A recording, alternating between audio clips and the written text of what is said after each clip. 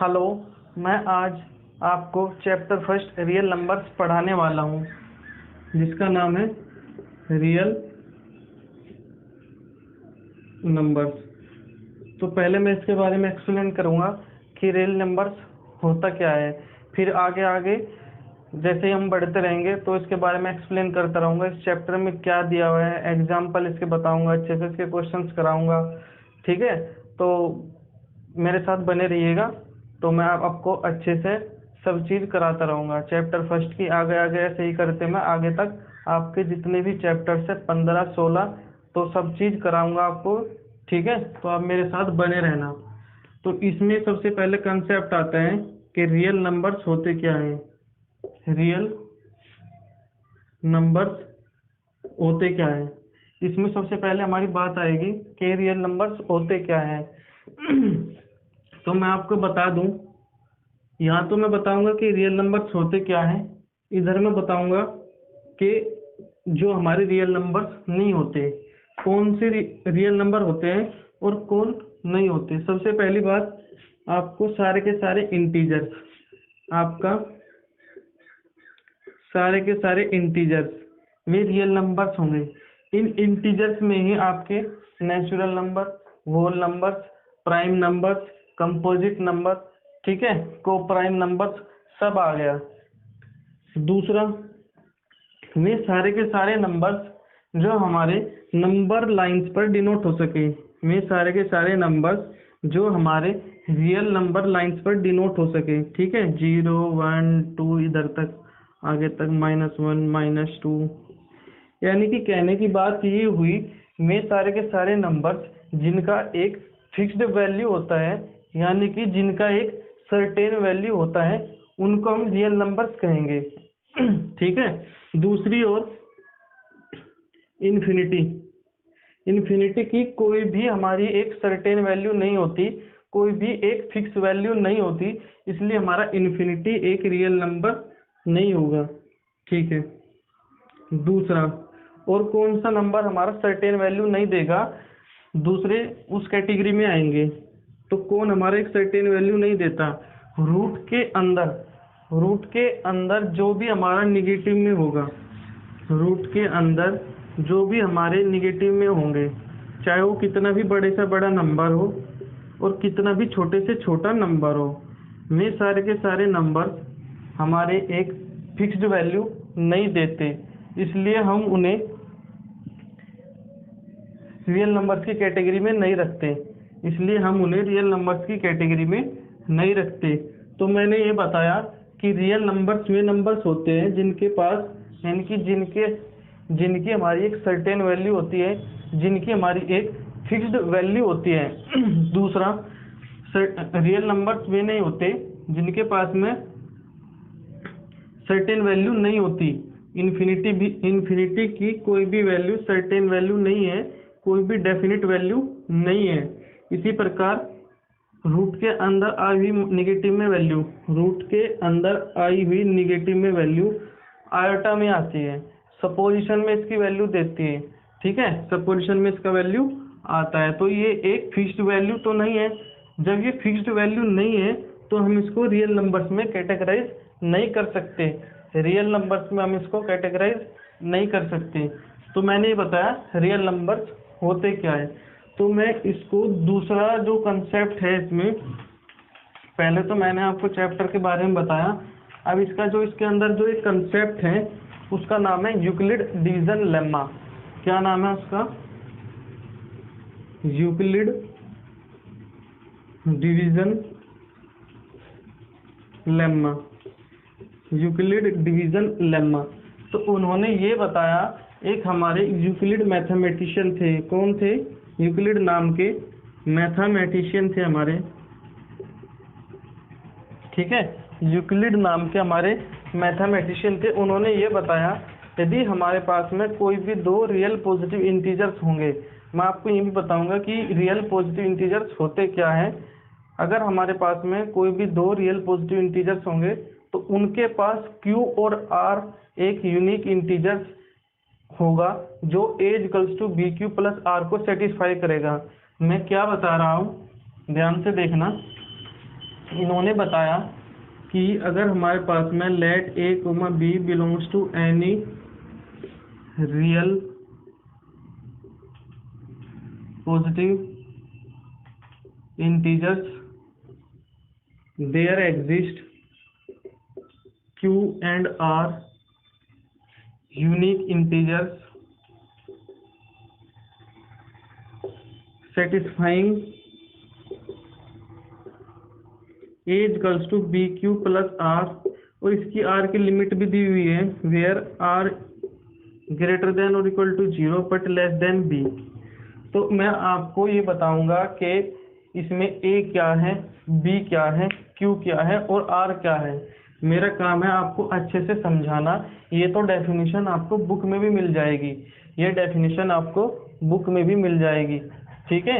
तो ये मैं बताने वाला हूँ कि ये एक्सप्रेशन कैसे आया, ठीक है। तो आप अच्छे से समझ जाओगे इनका मतलब क्या होता है। रियल पॉजिटिव इंटीजर्स का मतलब क्या है, यूनिक इंटीजर्स का मतलब क्या है, तो मैं ये बताने वाला हूँ। देखना आप लोग, ध्यान से देखना।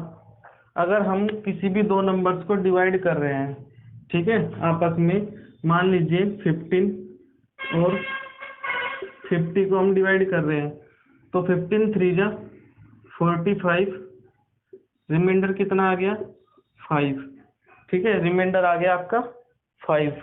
तो इसको क्या बोलते हैं आप लोग, डिवाइजर, ठीक है, इसको बोलते हैं डिवाइजर, इसको बोलते हैं डिवाइडेंड, इसको बोलते हैं कोशेंट, और ये होता है आपका रिमाइंडर। ये क्या होगा आपका रिमाइंडर, ठीक है ना। तो रिमाइंडर होगा ना ये, तो डिवाइडेंड इक्वल्स टू, यानी सबसे पहले आप ये बताओ, आप 50 को ऐसे भी लिख सकते हो क्या, 50 इक्वल्स टू 15 इंटू 3 प्लस 5, ऐसे भी लिख सकते हो ना। तो 50 क्या है हमारा इधर डिवाइडेंड, 15 हमारा इधर क्या है डिवाइडेंड, 15 हमारा क्या है डिवाइजर, 3 हमारा क्या है कोशेंट, और 5 क्या हमारा रिमाइंडर, ठीक है, प्लस। तो इन्होंने इसको अलग अलग नाम दे दिया, डिवाइडेंड डिवाइजर को लिखने के बजाय इन्होंने इसको तो नाम दे दिया ए, इसको नाम दे दिया बी, और कोशेंट का स्मॉल क्यू, और रिमाइंडर को स्मॉल आर। तो इधर देखना A equals to B Q plus R, हमारी फॉर्म आ गई क्या, जो मैंने आप लोगों को पहले पढ़ाया था, अभी जो मैं पहले लिखाया था आपको, A equals to B Q plus R, क्या वही फॉर्म है क्या ये, ठीक है। इसी तरीके से अगर हमारे पास में कोई भी दो नंबर्स हैं तो हम उनको इस तरीके से लिख सकते हैं, ठीक है, इस तरीके से लिख सकते हैं। ए और बी रियल पॉजिटिव इंटीजर्स का मतलब बताऊं मैं आपको, तो वो ये कह रहा है कि ए और बी हमेशा पॉजिटिव होंगे, ए और बी हमेशा पॉजिटिव होंगे और रियल होंगे, ठीक है, यानी कि रियल नंबर्स होंगे, रूट में नहीं होंगे, हमेशा रियल पॉजिटिव इंटीजर्स होंगे, यानी कि 1 2 3 4 5 इस तरीके की फॉर्म में होंगे। और Q और R का मतलब ये है, यदि आपको 15 को डिवाइड करना है 15 से, 50 को डिवाइड करना है 15 से, तो ये अगर रिमाइंडर 5 आना है आपका, अगर आपका रिमाइंडर 5 आना है, तो Q केवल 3 ही होगा जब भी रिमाइंडर 5 होगा, जब भी रिमाइंडर आपका 5 होगा, यदि Q आपका 3 होगा, यानी कि अगर हम 15 का टेबल 3 बार पढ़ेंगे, रिमाइंडर तभी 5 आएगा अगर हम 50 को डिवाइड कर रहे हैं, ठीक है। तो ये जो है, अगर हमारे पास में ए और बी रियल पॉजिटिव इंटीजर्स हैं, तो Q और R हमारे यूनिक इंटीजर्स होंगे जो इस कंडीशन को सेटिस्फाई करेंगे। उसका कहने का मतलब ये है कि there exist Q and R satisfying A equals to BQ plus R, ठीक है, ये उसका कहने का मतलब था, कि Q और R हमारे यूनिक इंटीजर्स होंगे। यूनिक ही तो होंगे ना, अगर हम जो है 3 को मल्टीप्लाई कर रहे हैं 15 से तो रिमाइंडर तभी तो 5 आएगा। ये कह सकते हो, अगर हमें 5 रिमाइंडर लाना है और 15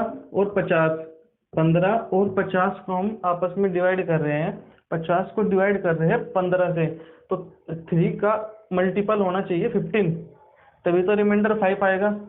ठीक है, तो उसका ये कहने का मतलब था कि there exist Q and R unique integers satisfying A equals to B Q, A equals to B Q plus R. अब इसने जो कंडीशन रखी थी हमारी R की कि R ग्रेटर देन और equal to 0 but less than B, वो क्या है वो देखना। वो ये है आपका कि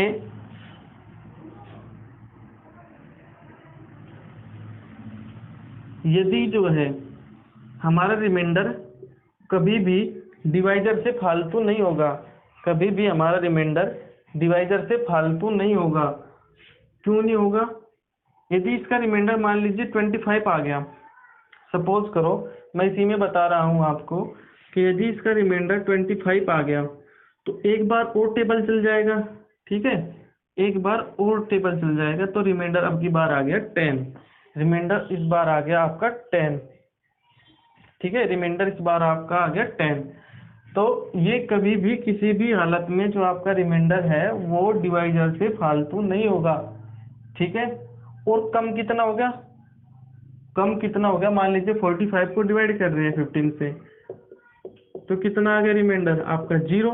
तो 0 से कभी भी कम नहीं होगा, 0 या 0 से बड़ा, लेकिन बड़ा भी कितना? डिवाइजर से छोटा। उसका यही कहने का मतलब है कि बड़ा भी कितना? डिवाइजर से छोटा। यानी कि जो रिमाइंडर है ग्रेटर देन और equal to 0 but less than b, but less than आपका b। ठीक है, तो ये इसका मतलब था आपका।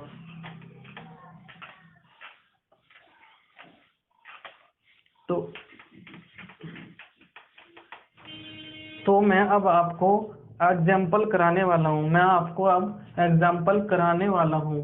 जो मैंने आपको पढ़ाया A equals to B Q plus r, जो मैंने पढ़ाया R ग्रेटर देन और equal to 0 but less than B, जो मैंने आपको पढ़ाया उसके मैं एग्जाम्पल कराने वाला हूँ। उसके क्वेश्चंस किस प्रकार आएंगे देखना। आएगा find Q and R for A, B real positive integers. ठीक है, find Q and R for A, B real positive integers. या क्वेश्चन इस प्रकार भी आ सकता है, find there unique integers satisfying A equals to B Q plus R, where R greater than और equal to 0 but less than b। इस तरीके से आपका क्वेश्चन आ सकता है। तो मैं आपको पहला पेयर बताऊं 15 और 53 का, दूसरा मैं बताऊंगा 13 और 93 का। ठीक है, अगर मैं आपको बताऊं 53 इजिकल्स टू 15, ये तो हो गया डायरेक्ट। अगर आप डिवाइड करके देखोगे तो 53 डिवाइड बाय 15, तो 15 किया 45, 15 चौका 60, तो 3 टाइम्स चलेगी 45, कितना आ गया 8। तो रिमाइंडर कितना आ गया 8। तो हम इसको कैसा लिखेंगे 15 इंटू 3 प्लस 8। और आपका यूक्लिड डिवीजन लेमा क्या बताता है? A equals to B Q plus r. आपका क्या बताता है? A equals to B Q plus r. जब हम इसको कंपेयर करेंगे, on comparing we get A हमारा 53, B आपका 15, Q आपका 3 और रिमाइंडर आपका 8। ठीक है, अगर आपको इसकी लिमिट भी लिखनी पड़ जाए तो आपको इसकी लिमिट कैसे लिखना है? R ग्रेटर देन और equal to 0 but less than divisor, but less than b but less than 15। और आप देखना जो आपका रिमाइंडर है क्या वो 15 से कम है क्या और 0 से बड़ा है क्या। 8 जो नंबर है वो 15 से छोटा और 0 से बड़ा है क्या 8, तो वो इस कंडीशन को सेटिस्फाई करेगा। दूसरा, अगर आपका 93 जो है डिवाइड करो आप 13 से, तो क्या होगा 93 डिवाइड बाई 19 13 कितना 13। सेम टाइम्स टेबल चलेगा, रिमाइंडर आ गया 2, रिमाइंडर आपका आ गया 2। जब आपको इस फॉर्म में लिखना पड़ेगा तो 13 इंटू 7 प्लस 2 आ गया 13 सत्ते 91 प्लस 2 93। तो on comparing a equals to B Q plus r, a equals to B Q plus r, ये आपका आ गया 93, बी आपका आ गया 13, क्यू आपका आ गया 7 और रिमाइंडर आपका आ गया 2, रिमाइंडर आपका आ गया 2। जब हम इसको रिमाइंडर को जो है उसके लिमिट में लिखेंगे आर ग्रेटर देन और equal to 0 but less than divisor, divisor कितना है आपका 13 यानी कि बी, वो कितना है आपका 13 यानी कि 13 से कम। क्या आपका जो दो नंबर है, जो दो आपकी डिजिट है, जो दो आपका रिमाइंडर है वो 0 से बड़ा है क्या 13 से छोटा है क्या, है ना। तो वो इसको a equals to B Q plus r की फॉर्म में हमने इन सभी को लिख दिया, इनका आपका लिमिट भी लिख दिया, इनकी आपकी लिमिट भी लिख दी। ये तो थे आपके जो जिसमें कैलकुलेशन कम करनी पड़े। अब मैं आपको दो एग्जांपल ऐसे बताऊंगा जिनमें ज़्यादा कैलकुलेशन हो आपकी, ठीक है, जिसमें टेबल ज़्यादा टाइम चलेगा। पहला एग्जांपल आता है आपका, अगर आपको 25 को डिवाइड करना पड़ जाए, 25 को डिवाइड करना पड़ जाए 704, ठीक है। दूसरा आपका एग्जांपल आता है, अगर आपका 20 मान लो या 26 मान लो, ठीक है, 26 जो है आपको डिवाइड करना पड़ जाए कितना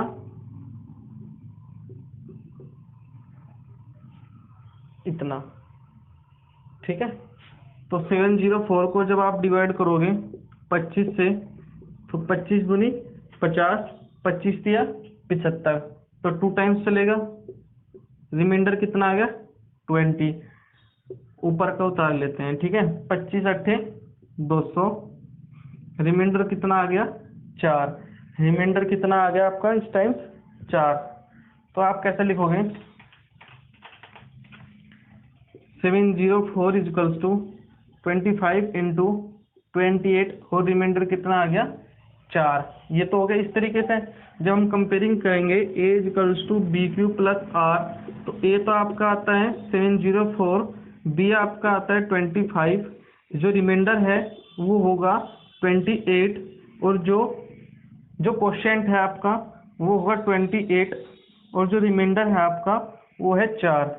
यदि आपको इसका लिमिट भी लिखना पड़ जाए, यदि आपको इसकी लिमिट भी बतानी पड़ जाए, तो क्या होगी ग्रेटर देन और equal to 0 but less than b, but less than आपका बी। अब आप बताना जो आपका रिमाइंडर है 4 वो 0 से बड़ा है क्या, वो 0 से बड़ा है क्या और 25 से छोटा है क्या, है ना। जो आपका 4 है वो 25 से छोटा होता है और 0 से बड़ा होता है, ठीक है।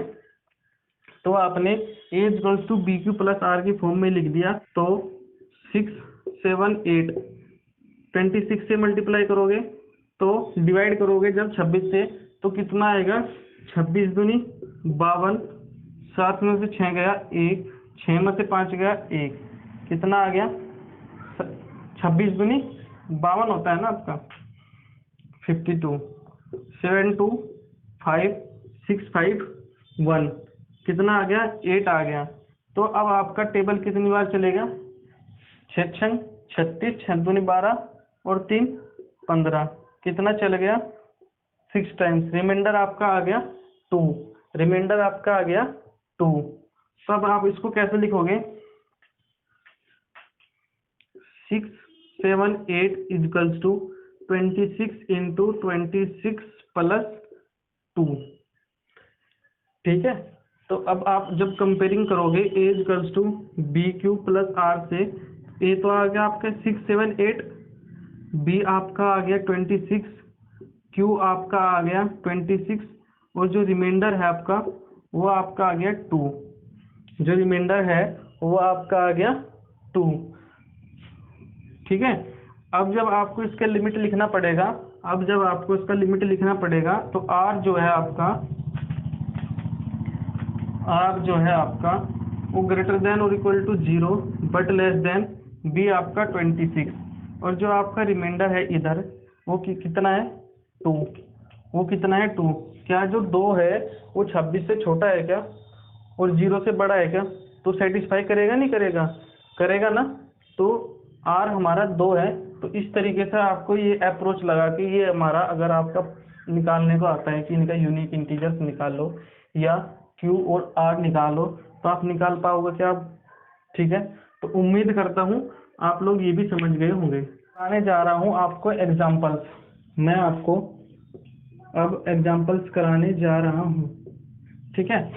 तो सबसे पहले जो एग्जाम्पल्स आता है आपका, जो एग्जाम्पल आता है आपका वो ये है कि सो that every positive integer is of the form 2q, 2q plus 1, 2q plus 2। ठीक है। 2q, 2q plus 1 इतना आएगा ये। ठीक है। ये आपका एक क्वेश्चन दिया हुआ है। तो इस पर आने से पहले मैं आपको ओड इवन का कंसेप्ट बताना चाहता हूँ। मैं आपको ओड इवन का कंसेप्ट आपको बताना चाहता हूँ। वो ये है कि मान लो अगर किसी भी नंबर से, अगर हम 2 को मल्टीप्लाई कर रहे हैं किसी भी नंबर से, 1 से, 2 से, 3 से, 4 से, तो ये हमारा हमेशा इवन होगा। 2 4 6 8। मैं आपको ये बता रहा हूँ कि अगर हम 2 को किसी भी नंबर से मल्टीप्लाई करेंगे, 1 से करो, 2 से करो, 3 से करो, 4 से करो, 10 से करो, 12 से करो, 11 से करो, 50 से करो, 51 से करो। अगर आप 51 से कर रहे हो तो 2 1 जा 2, 2 5 जा 10, तो 102 हमारा इवन है, हमारा इवन है, हमारा इवन है, हमारा इवन है। तो अगर आप किसी भी इवन नंबर को मल्टीप्लाई किसी भी नंबर से कर रहे हो, कोई भी नंबर हो, मान लो क्यू मान लिया उसको, ठीक है, मान लीजिए वो क्यू है, उसको हम मल्टीप्लाई कर रहे हैं, कोई भी नंबर हो उसको हमने क्यू मान लिया, इन सभी को हमने क्यू मान लिया। ठीक है। तो हमेशा वो इवन देगा, हमेशा वो इवन देगा। तो हम जो है इसकी फॉर्म को कैसे एक्सप्रेस करेंगे कि जो 2q है वो हमेशा इवन देगा। जो 2q है, जो फॉर्म हमारी 2q है, जो हमारी फॉर्म 2q है, वो हमेशा एक इवन नंबर देगी। जो हमारा रिजल्ट आएगा वो हमेशा एक इवन होगा, पॉजिटिव इवन नंबर होगा। ये तो था आपका इवन का,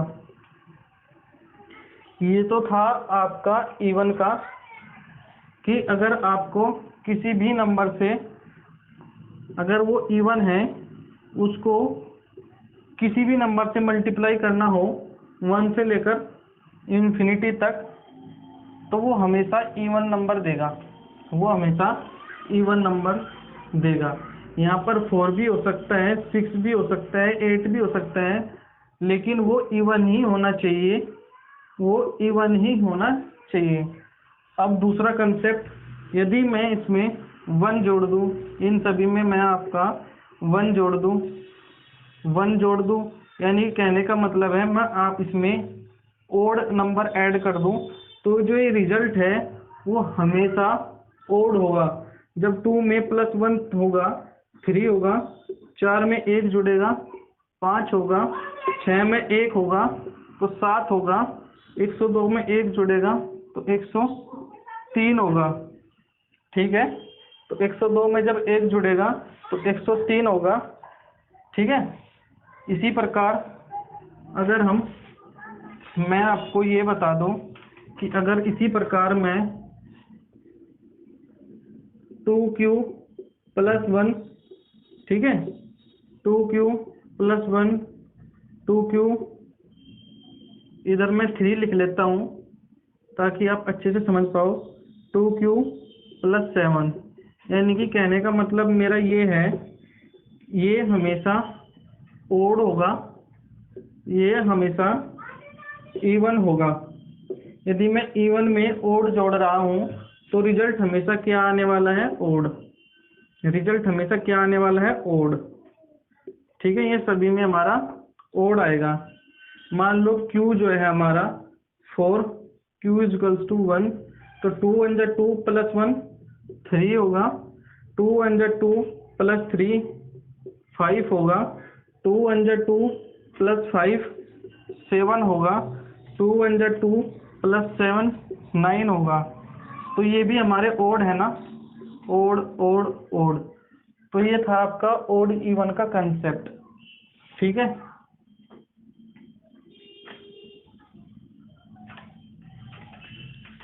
तो अब आते हैं इस क्वेश्चन पर। So that every positive integer is of the form 2q + 1। तो ये हमारे यूक्लिड डिवीजन लेमा से सोल्व होंगे। ये हमारे यूक्लिड डिवीजन लेमा से सोल्व होंगे। वो क्या कहता है?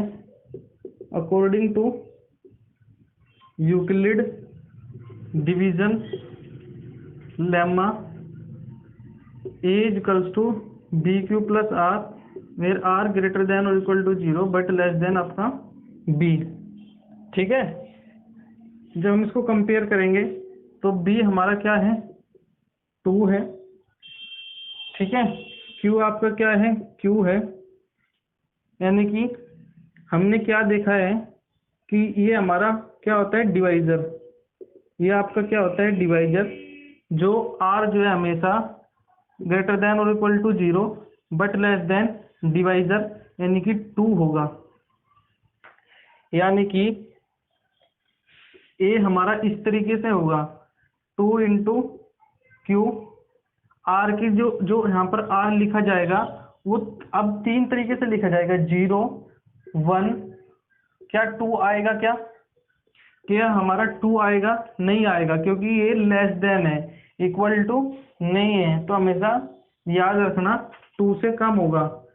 तो A = 2q + 0, R = 0, A = 2 × Q + 1 4, R = 1। तो जो इसने कहा था हमसे कि हमें ये शो करके दिखाओ कि every positive integer is of the form 2q। क्या ये आ गया? क्या A = 2q, A = 2q + 1। ठीक है, ये इस तरीके से हमें सोल्व करना होता है। ये आप समझ गए क्या कि A = 2q + R। 2 कहाँ से आया?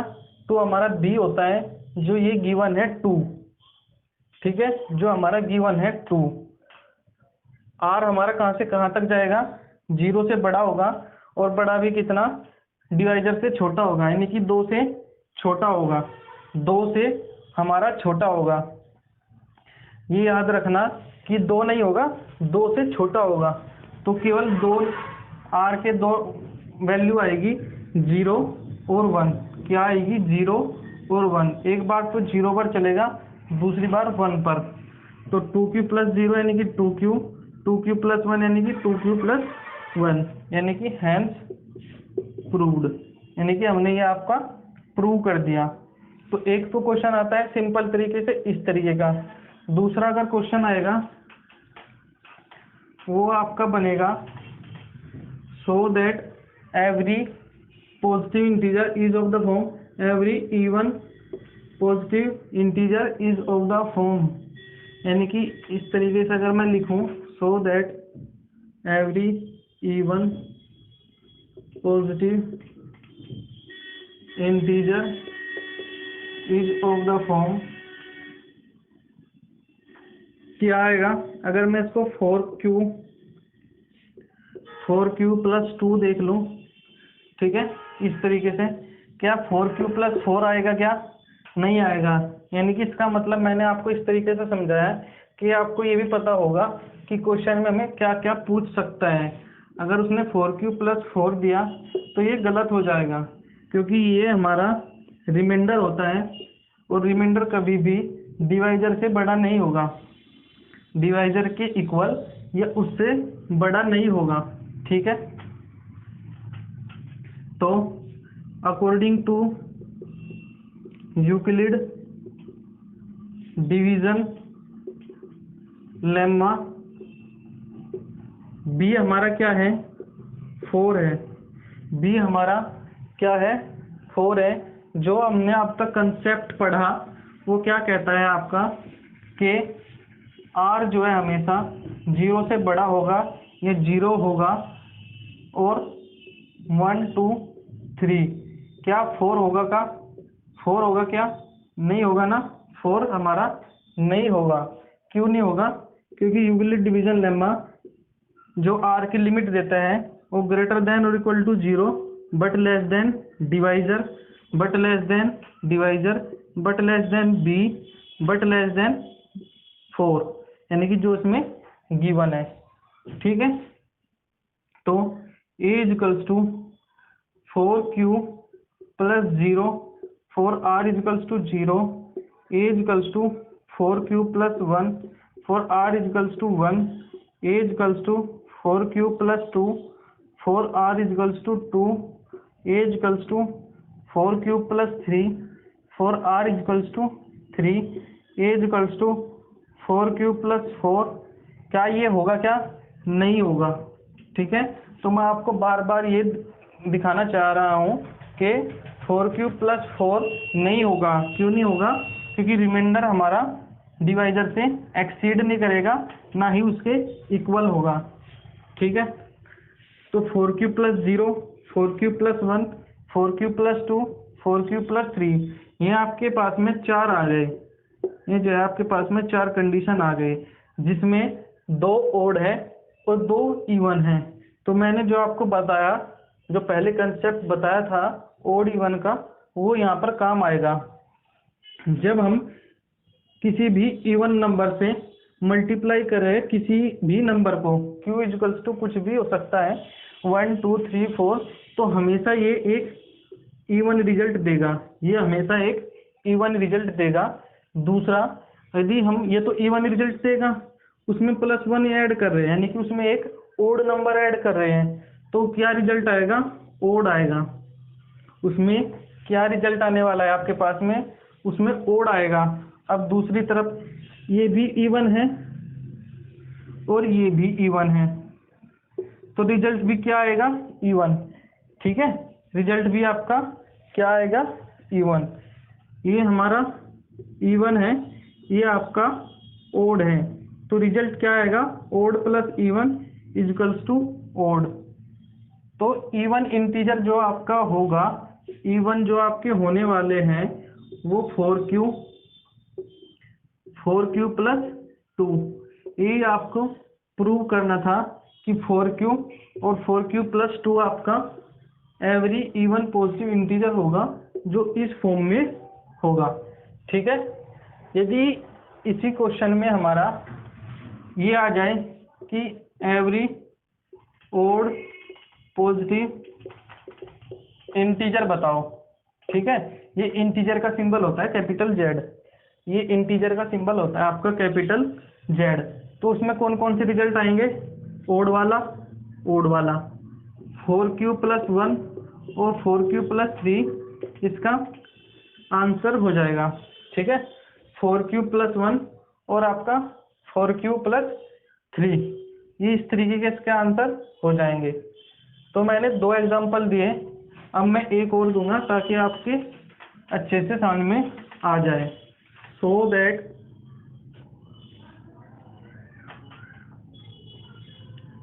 Square of any positive integer is of the form 3m plus 1, यानी ये बताना है आपको so that square of any positive integer is of the form 3m और 3m प्लस 1। तो हमारा यूक्लिड डिवीजन लेम्मा क्या कहता है? अकॉर्डिंग टू यूक्लिड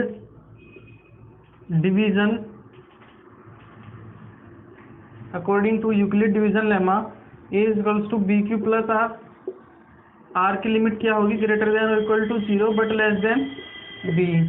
इसमें हमारा जो b है वो 3 दिया है, इसमें हमारा जो b है वो 3 दिया है। जो r की लिमिट होगी वो ग्रेटर देन और equal to 0 but less than 3 होगी, यानी कि r के 0, 1 और 2 इसकी 2 लिमिट आने वाली है। इसके ये आने वाले हैं 0, 1 और 2। अब आप देखना ये m में है तो हम मानते हैं let n be any positive integer. तो n is equals to 3 into, यदि हम इसको n मान लो या a मान लो, कुछ भी मान सकते हैं हम इसको। मैंने यहाँ पर n मान लिया जो आपकी बुक में दिया है। n is equals to 3q plus 0 for r is equals to 0, n is equals to 3q plus 1 for r is equals to 1, n is equals to 3q plus 2 for r is equals to 2। लेकिन आपका यहाँ पर इसके बजाय हमें इसका square करना है, क्योंकि ये क्या कह रहा है कि so that square of any positive integer is of the form 3m और 3m प्लस 1। तो मैं सबसे पहले ऊपर वाले का स्क्वायर करूंगा, फिर धीरे धीरे बाकी 2 का बचे हुए का करेंगे। यदि मैं स्क्वायर करूं n square equals to 3q का स्क्वायर, तो क्या आ गया 9q स्क्वायर, और 9q स्क्वायर को हम ये भी लिख सकते हैं क्या 3 इंटू 3q का स्क्वायर। तो n square equals to 3 into 3q का स्क्वायर। यदि हम इसको m लिख लें,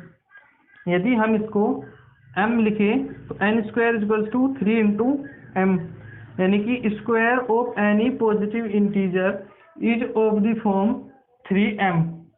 ठीक है, यानी कि ये हमारा प्रूफ हो गया क्या, where m is equals to 3q square, ठीक है। अब मैं दूसरा बताऊंगा 3q प्लस 1 का। अगर मैं आपको 3q प्लस 1 का बताऊं, क्योंकि r इज इक्वल्स टू 1 है, तो यदि मैं इसका स्क्वायर करूं तो 3q प्लस 1 का स्क्वायर हो गया, ये क्या आ गया a का स्क्वायर प्लस b का square plus 2ab plus 2ab। क्या आपको ये पता है क्या, a प्लस b का square a square plus b square plus 2ab, ये आपकी प्रॉपर्टी होती है, ये आपका क्या होगा, एक प्रॉपर्टी होती है। यदि मैं इसमें से कॉमन लूँ 9q square plus 6q plus 1, तो क्या कॉमन लूँ मैं? अगर इसमें से q कॉमन ले लूँ 3 और q, 3 into 3q square plus 2q plus 1, ठीक है। 3 3 जा 9q स्क्वायर, 3 दूनी 6q। और यदि मैं इसको अब यहाँ पर इसको भी m मान लूँ, इसको भी m सपोज कर लूँ, तो क्या आ गया 3m प्लस 1, क्या आ गया square of any positive integer is of the form 3m plus 1, ठीक है। Where m is equals to 3q square plus 2q, where m is equals to 3q square plus 2q। अब इसका एक तीसरा और बचता है, तीसरा क्या बचेगा,